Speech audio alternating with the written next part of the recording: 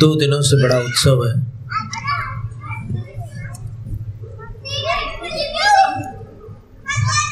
वास्तव में निर्वाण भक्ति में पूज्यपाद आचार्य महाराज लिखते हैं कि भगवान का जन्म 13 को हुआ था और जन्म कल्याण का जो अभिषेक होता है वो चतुर्दशी को हुआ था।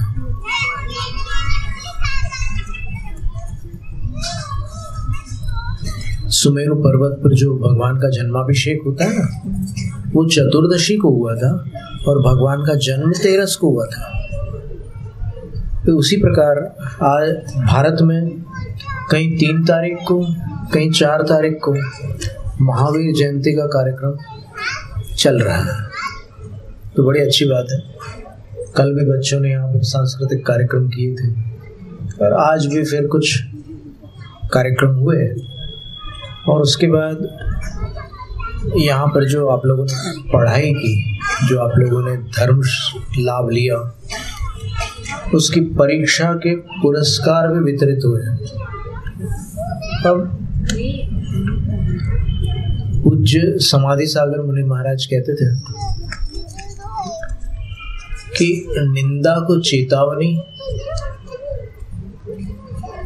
और प्रशंसा को या पुरस्कार को पीठ थपथपाना समझो, उसको लक्ष्य मत समझना। पुरस्कार मिल गया इसका अर्थ ये नहीं हुआ कि हमें धर्म का फल प्राप्त हो गया, हमने इतने दिनों तक जो भी सीखा उसका रिजल्ट हमें मिल गया, ऐसा नहीं है। ये तो केवल एक शाबाशी है और इस शाबाशी के बल पर आपको प्रोत्साहित करके आगे बढ़ने की प्रेरणा प्राप्त करनी है।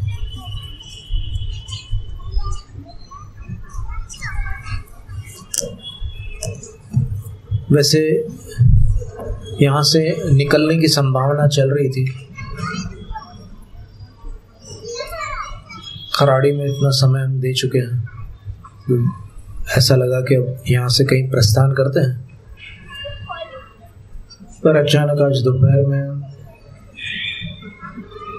कुछ लोगों ने निवेदन किया, विशेष रूप से बच्चों ने, फिर बड़ों ने भी निवेदन किया और एक वाक्य ऐसा भी था निवेदन में कि जितनी खुशी कल महावीर जयंती की थी उतना ही दुख अब प्रस्थान के समाचार का है। फिर सबसे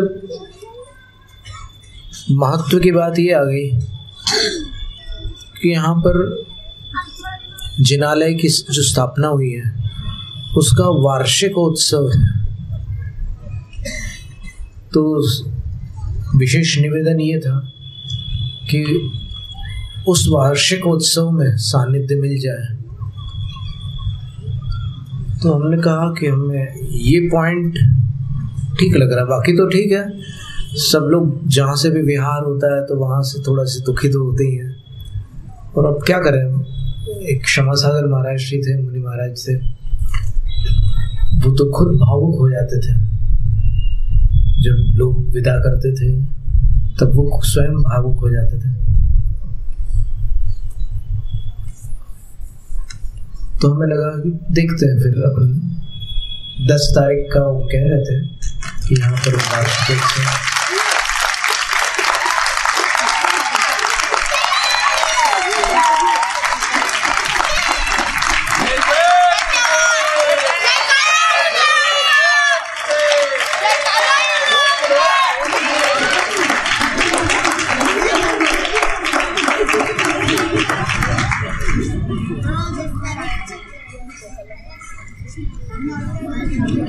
पहले एक संभावना ऐसी बन रही थी कि कहीं जहाँ जाएंगे हम वहाँ दक्षिण से और अन्य स्थानों से कुछ लोग एकत्रित होंगे और फिर कुछ एक चर्चा जैसी होगी, भेंट वार्ता या जो भी है। पर फिर पता चला कि बड़े भट्टारक स्वामी जी का अवसान होने के कारण उनको वहीं रहना है, उन तारीखों पर उनको वहीं पर रहना है, तो वो आ नहीं पाएंगे। तब हमें लगा कि जब ऐसा कोई महत्वपूर्ण सम्मेलन जैसा वहाँ पर अभी होना शक्य नहीं है, तो हमें लगा कि फिर यहाँ पर 10 तारीख को आपका जो वार्षिक महोत्सव है उसको देख लेते हैं।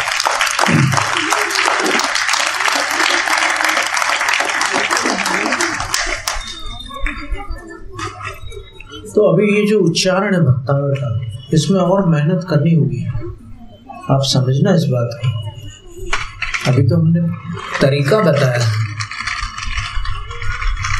अब आप जब बताना प्रारंभ कर दो, आगामी मतलब ये परंपरा बन जाए, आप भी सिखाना सीख जाओ, तब सार्थकता मानी जाएगी। अभी तो आपको मेहनत करनी होगी इतना। अभी ऐसा नहीं है कि छुट्टी हो गई, आपकी परीक्षा हो गई और इनाम मिल गया, बस निपट गया काम। अभी निपटा नहीं काम, ये तो संलिखना तक काम में आने वाला पाठ है। भक्तांवर पाठ जो है संलिखना में आप तुभ्यं नमः बोलते हुए अगर किसी के प्राण छूटे तो कितने बड़े सौभाग्य की बात है। और वो तभी संभव है जब आप पुरुषार्थ करें। आज का भाग्य, आज का पुरुषार्थ कल का भाग्य बन जाता है। कल का पुरुषार्थ आज का भाग्य बना हुआ है ना। पहले जो अपन ने कुछ अच्छा किया था तो उससे आज अपने को उसका फल प्राप्त हो रहा है। आज करेंगे तो फिर आगामी काल में फल प्राप्त होगा। एक ऐसी उम्र आती है जीवन में, कहते हैं 16 से 25 वर्ष की जो उम्र होती है, उस समय न जाने कैसे केमिकल्स आते हैं बॉडी में, तो ऐसा लगता है कि हम एकदम फ्री है और कुछ भी करने के लिए मन प्रेरित करता है। और जैसी संगति मिल जाए वैसा उसका मार्ग बन जाता है। कई लोग बहुत अच्छे बन जाते हैं, जैसे श्रीकांत जिचकर ने कहा था ना, नागपुर से हमारे एक विद्यार्थी सौरभ, वो उनके एक वक्तव्य को सुनने चले गए, तो उसमें उन्होंने एक वाक्य बोला जो हमने पहले भी बतलाया था कि अगर कोई विद्यार्थी 30 साल की उम्र तक व्यसन मुक्त होकर अपने लक्ष्य को प्राप्त करने का पुरजोर प्रयास करे तो दुनिया की किसी भी ऊंचाई को वो प्राप्त कर सकता है। और ये कौन कह रहा है? ये वो व्यक्ति कह रहा है जो Guinness book of world records में दर्ज है और जिसके पास 40 डिग्रीज थी। और यहाँ के एक सज्जन ऐसे भी हैं जो उनके आसपास रह चुके हैं, उनसे परिचित रह चुके हैं, शायद उनका घर उनके पास में था या जो भी था। और उनके संस्थान में ऐसे बच्चों को प्रवेश मिलता था जिनकी पत्रिका में, जन्म पत्रिका में विद्या योग होता था। कई प्रकार के योग होते हैं और कुछ लोग ज्योतिष को नहीं मानते, क्योंकि कभी कभी ऐसा हो जाता है कि विद्या बदनाम हो जाती है कुछ स्वार्थी लोगों के कारण। वास्तव में विद्या का दोष नहीं है, वो उन स्वार्थी लोगों की ऐसी हरकत है जिसके कारण विद्या बदनाम हो जाती है। पर ज्योतिष के बारे में हमारे मन में भी कई बार ऐसा विचार आता है कि पता नहीं ये कितना सच है। ऐसा कभी कभी आता है। हमें ये तो पता है कि जिनेंद्र भगवान ने द्वादशांग में जो ज्योतिष बताया है उसमें तो कोई किंतु परंतु या शंका वाली बात है ही नहीं, लेकिन आज जो उपलब्ध है उसमें पता नहीं कहाँ तक कौन सी बात सच हो सकती है। तो ऐसा ही हुआ था सन 2011 में, आज से 12 वर्ष पहले। हम सूरत में थे तो चौमासे में नरोड़ा नाम का एक स्थान है, वहाँ से कोई एक गुजराती नरसिंहपुरा समाज के एक सज्जन आए। वो ज्योतिर्विद्या के जानकार थे, उन्होंने जैन ज्योतिष सीखा हुआ था। वो आए और फिर वो अपनी बात करते गए, हम सुनते गए। फिर उन्होंने एक बात कही कि आपका गुरु से मिलन होने वाला है। तो हम ऐसे ही सुन रहे थे, मतलब कोई ज़्यादा इंटरेस्ट से नहीं सुन रहे थे। हमें लगा कि लोग बोलते हैं, अपना जो बोलना है बोलते हैं, ठीक है, अपन चुपचाप शांति से सुनो। अपन अगर कुछ तर्क करेंगे तो फिर वो और विस्तार होगा उसका, क्योंकि वो फिर क्या होता है कि डिफेंस मैकेनिज्म होता है साइकोलॉजी में। वो अपनी बात को पुष्ट करने के लिए फिर अपनी और बातें विस्तारित करते हैं। तो चुपचाप हमने सुना। फिर उन्होंने तारीख बताई,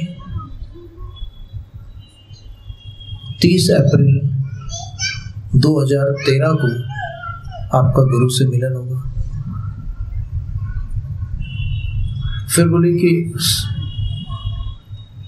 7 मई को आप वहां से निकल जाएंगे। तो हमने सुना और फिर विशेष ध्यान नहीं दिया।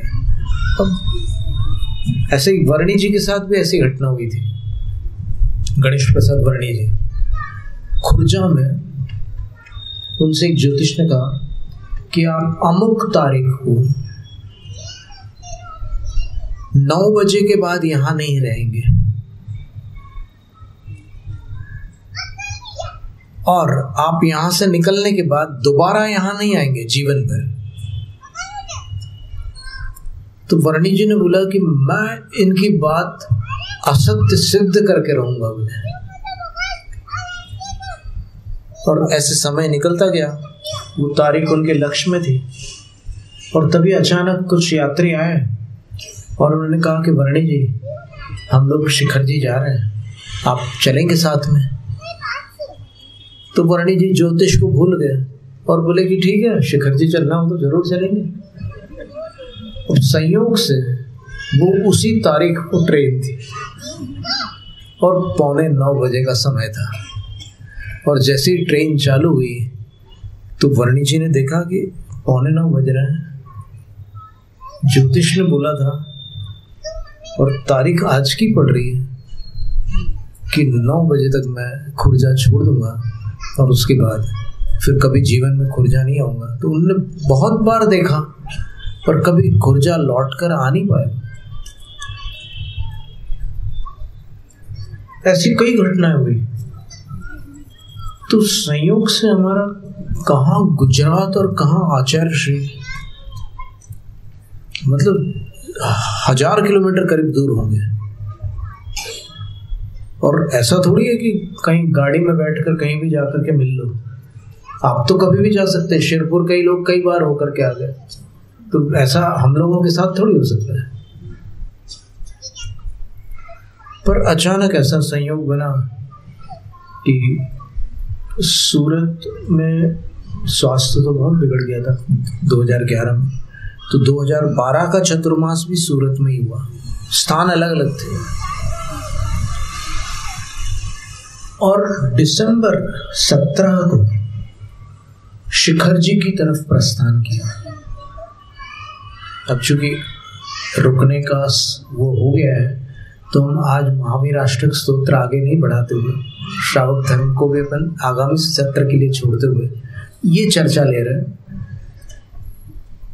कि जब 17 दिसंबर को निकले वहां से शिखर जी के लिए, एकदम अचानक विचार बना कि चलो शिखर जी की वंदना करते हैं। निकल पड़े। तो वहां के जो बड़े बड़े लोग हैं वो बोलते हैं कि महाराज आप ऐसा कैसे निर्णय कर सकते हैं, आप इतनी दूर जाओगे शिखर जी। हम लोग साधनों से जाने के पहले भी 10 बार सोच करके फिर प्लानिंग करके जाते हैं, आप बिना प्लानिंग के जा रहे हो। तो हमने बोला भाई भक्ति में क्या प्लानिंग करना है, भगवान के दर्शन करेंगे, भक्ति करेंगे। निकल गए और निकल करके लंबा सफर था, 2000 से भी अधिक किलोमीटर थे, शायद 2100 किलोमीटर होंगे। तो निकल करके चलते गए और क्या संयोग की बात है, अब संयोग कहें या फिर गणित कहें उनका, कि ठीक 30 अप्रैल को हम अमरकंटक पहुंचे और शाम को छत पर आचार्य श्री से मुलाकात हो गई। वो 2 साल पहले बता चुके थे कि 30 अप्रैल को गुरु से मिलन होगा। और फिर हम रुके रहे वहाँ। 13 के दिन हमें लगा कि अब निकलना होगा, क्योंकि ज़्यादा रुक जाएंगे तो फिर गर्मी बढ़ जाएगी। मई का महीना शुरू हो चुका है। निकले, आचार्य श्री ने आशीर्वाद दिया और फिर जब निकले तो फिर उन्होंने कुछ स्थान भी बताए थे कि यहाँ जा सकते हो आप। हम निकले, उसके बाद देखा कि वो जो तारीख थी निकलने की, वो उनकी दी हुई तारीख ही थी। 2 वर्ष पहले वो उन्होंने बताया था कि 7 मई तक आपका समागम रहेगा, फिर आपका बिहार हो जाएगा। निकल गए और उसके बाद फिर शिखर जी पहुंचे। प्रमाण सागर महाराज श्री गुणायतन में थे, उनसे मिलना हुआ। उन्होंने बोला कि इतनी गर्मी में पहाड़ चढ़ोगे, झुलस जाओगे, ऐसा बोला उन्होंने। पर इतनी लगन थी, जो इतना लंबा विहार करके पहुंचे हैं। यानी दिसंबर 17 से लेकर जून 18 को शिखर जी पहुंचे। तो फिर 19 को ही हमने सवेरे वंदना प्रारंभ की। कुछ विद्यार्थी लोग साथ में थे, पर वो उनका कहना सच था महाराज का, क्योंकि जून का महीना और 18 जून में बिल्कुल बादल कुछ नहीं, कोई बारिश नहीं, एकदम भयंकर गर्मी थी। चढ़े, फिर आते आते बहुत देर हो गई। चढ़ते समय तो कहीं रुके नहीं, बातचीत नहीं की, लेकिन लौटते समय कई स्थानों पर रुकना पड़ा, क्योंकि धूप चढ़ चुकी थी। और हम ऐसा तो नहीं था कि हम रात को 2 बजे निकल जाएं यार। जब थोड़ा सा सवेरे उजाला हुआ तब निकले, 4:45 बजे करीब, और फिर ऊपर चले गए। और प्रथम वंदना तो हमेशा अलौकिक होती है, पर शिखर जी की वंदना ऐसी है, गोमटेश्वर की वंदना भी वैसी है। एक विद्वान का कहना था, पंडित रतनलाल जी इंदौर वाले जो हैं, उदासीन आश्रम वाले, हमने सुना है उनके जो उनसे पढ़ने वाले लोग हैं, उनके मुख से सुना है कि उनकी ये धारणा है कि जिनने शिखर जी की वंदना की, जिनने गोमटेश्वर की वंदना की और जिन्होंने आचार्य शांति सागर महाराज जी की वंदना की, ये 3 वंदना जिन्होंने की है, वो इस पंचम काल के महान पुण्यशाली जीवों में से एक है।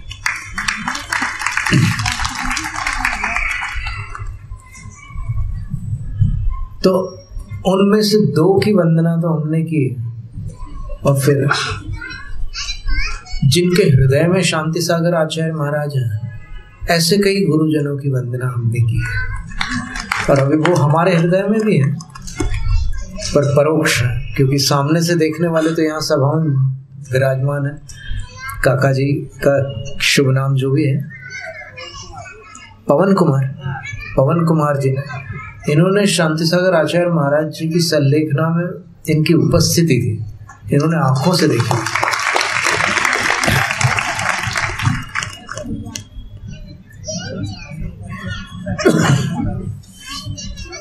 कुंथलगिरी में। तो आचार्य शांति सागर महाराज जी भी ज्योतिष पढ़ने के लिए सन 35 और सन 40 में गुजरात के एक ही स्थान पर आए और वहीं उन्होंने चौमासा किया। पूरे गुजरात में कहीं चौमासा नहीं किया, केवल गोरल में चौमासा किया। तो फिर विद्वानों ने पूछा कि महाराज जी ये क्या है, आप भी ज्योतिष के उसमें पड़ गए। तो आचार्य बोले कि नहीं, ऐसा नहीं है जैसा तुम समझ रहे हो। शास्त्रों में काल शुद्धि का वर्णन आता है। तो काल शुद्धि क्या वस्तु है? जो निर्दोष काल होता है उसको काल शुद्धि कहते हैं। और निर्दोष काल को कैसे पहचानेंगे? तो आगम में बताए हुए ज्योतिष से। तो मैं इसलिए ज्योतिष पढ़ रहा हूं कि मुनि दीक्षा बच्चों का खेल नहीं है। ये आचार्य श्री के शब्द है, आचार्य शांति सागर महाराज जी के शब्द है कि मुनि दीक्षा बच्चों का खेल नहीं है। इसलिए काल शुद्धि देखकर मैं दीक्षा देना चाहता हूं, इसलिए मैं ज्योतिष पढ़ रहा हूं। और आचार्य विद्यासागर महाराज जी ने भी पपोरा जी चौमासा जब हुआ था उनका, तब एक विद्वान थे वहां पर, बारेलाल वैद्य जी थे पहले टीकमगढ़ के। फिर उनके जो पुत्र थे उनमें राजेंद्र जैन है, बाबूलाल जैन है, सुरेंद्र जैन है। तो सुरेंद्र आप लोग जानते होंगे कोई, तो सुरेंद्र जी आते थे और रोज आचार्य श्री के साथ दोपहर में 1 घंटे का समय वहां उनका निश्चित रहता था। तो ये सारी चीजें हुई है अतीत में। और जब अपन काल का ध्यान नहीं देते तो कई बार ऐसी चूक भी हो जाती है। अभी जैसे एक समाचार आया था कि एक ऐसे व्यक्ति हैं जो कभी भी मुहूर्त नहीं देखते, लेकिन उनके सारे काम सफल हो जाते हैं। ऐसी एक चर्चा अभी आई थी बीच में। तो इसका अर्थ ये नहीं हुआ कि बाकी लोग मुहूर्त देखना बंद कर दें। अगर ऐसा मानते हैं, क्योंकि सबके पुण्य और पाप अलग अलग प्रकार के होते हैं।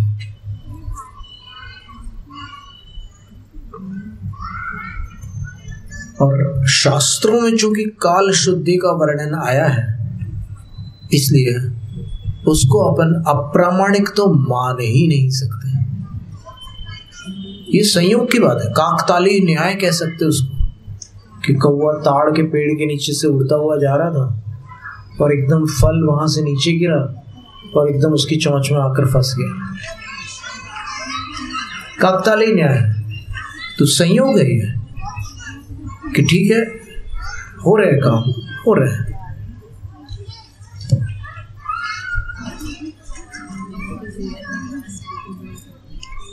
तो आज ये सब बातें हुई।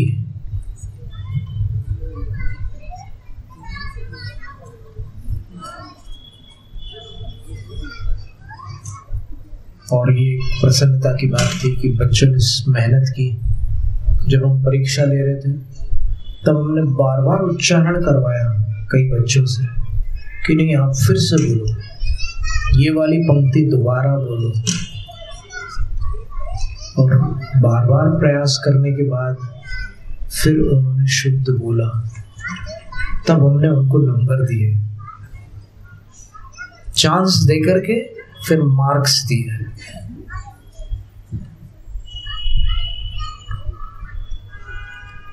वास्तव में हमें स्मृति का परीक्षण नहीं करना है। अलग अलग विधा है ज्ञान की। किसी की याददाश्त अच्छी होती है, किसी की तर्कणा शक्ति अच्छी होती है, कोई लॉजिक में एक्सपर्ट होता है, किसी की मेमोरी शार्प होती है, और कोई ऐसा होता है जो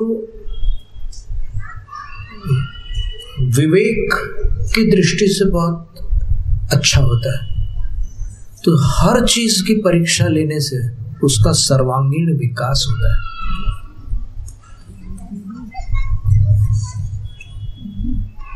क्योंकि कुछ चीजें जो याद रहती है बचपन में, वो फिर बड़े होने के बाद याद नहीं आती।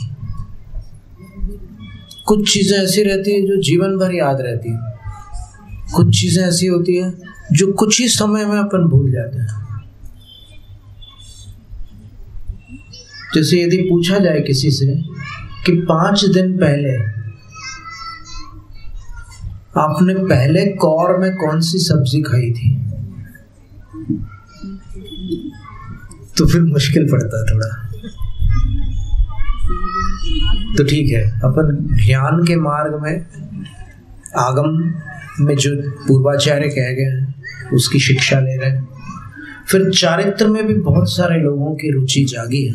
सामायिक का वर्णन सुनकर के कई लोगों को बड़ा अच्छा लगा। कुछ लोगों ने नियम लिए, कुछ लोगों ने जाप के नियम लिए, कुछ लोगों ने और भी कुछ नियम लिए, तो अच्छी बात है। और जो लोग बाकी हैं वो भी सोच सकते हैं, इनका अनुकरण नहीं करना है जिनने लिए हैं।